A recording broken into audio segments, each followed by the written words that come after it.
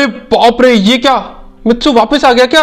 Oh my God, चलो चलो चलो जल्दी से एक्सप्लोर करते हैं। अगर घुसा रखा है तो ऑलरेडी बहुत अच्छी बात है, और अगर नहीं घुसाया अभी तक तो घुसा दो ईयरफोन को अपने फोन के अंदर, ताकि तुम इस वीडियो का टोटल मजा ले सको। तो चलो बिना देरी के वीडियो को स्टार्ट करते हैं। Let's move to the introduction then to the video.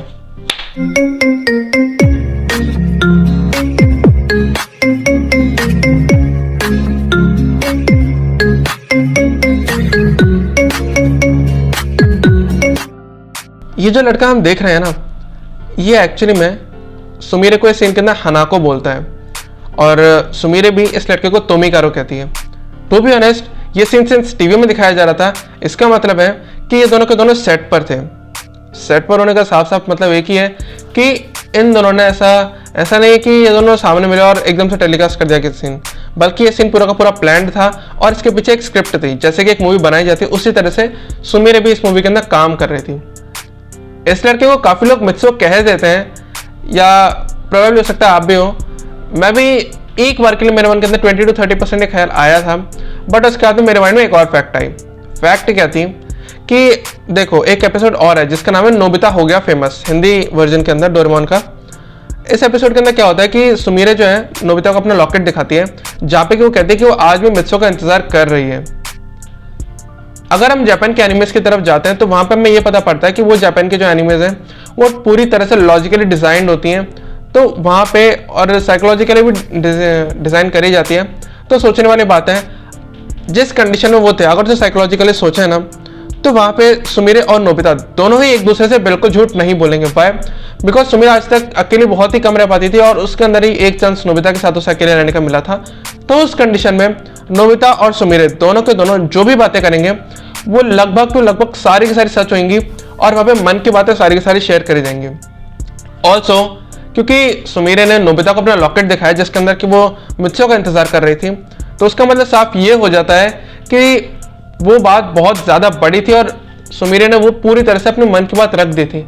तो ये तो सवाल उठता ही नहीं कि सुमीरे वहां पे झूठ बोल रही थी। तो लगभग 99% चांसेस हैं कि सुमीरे झूठ नहीं बोल रही थी। इसका मतलब है कि मित्सु अभी तक वापस नहीं आया।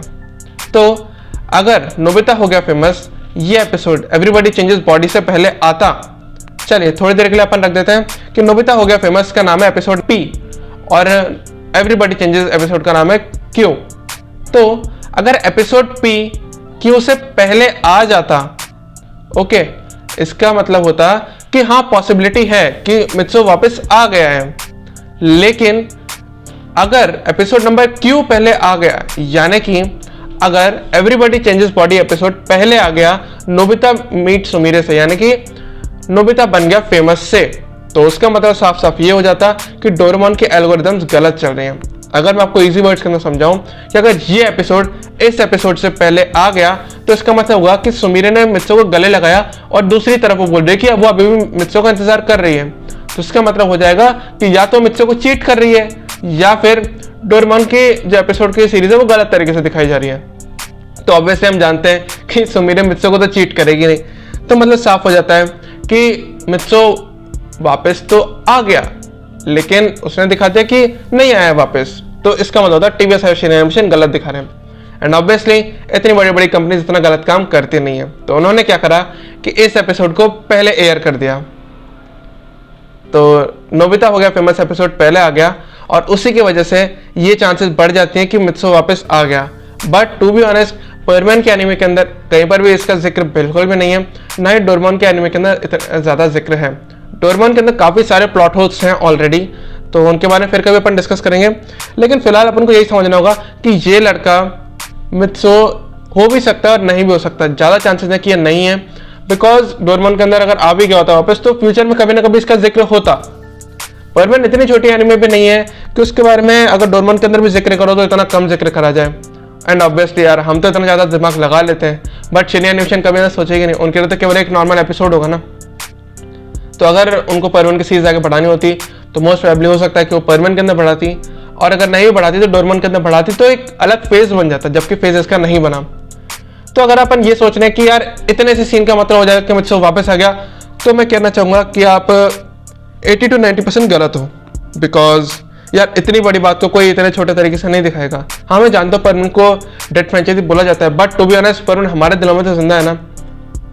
और परवेन के बारे में अगर कभी भी जिक्र करेंगे तो थोड़ा सा बड़ा तो करेंगे, इतना भी छोटा नहीं करेंगे कि यार हम तो वैसे ही टीवी के अंदर देख रहे हो डोरेमोन, तो टीवी के अंदर एक और टीवी, इतना छोटा नहीं करेंगे वो।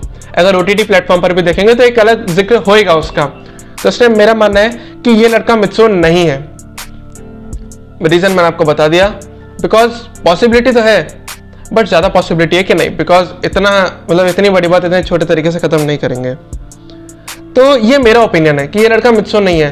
आपका क्या कहना है? देखो, लड़के ने सुमिरे को हानाको बोला और सुमिरे ने इसे तोमिकारो बोला, और ये सेट पर थे, तो सेट पर अगर वो हक भी कर लेते हैं तो हक करने का मतलब ये नहीं है कि उन्होंने रियलिटी में हक किया है, बल्कि वो डिज़ाइन था। तो मेरे हिसाब से ये लड़का मित्सुओ नहीं है, बिकॉज फर्स्टली सेट के ऊपर डिज़ाइन था, डेलिबरेटली प्लान था, और उसके बाद में स्क्रिप्टेड था, और उसके भी बाद में ये प्लॉट होल हो सकता है।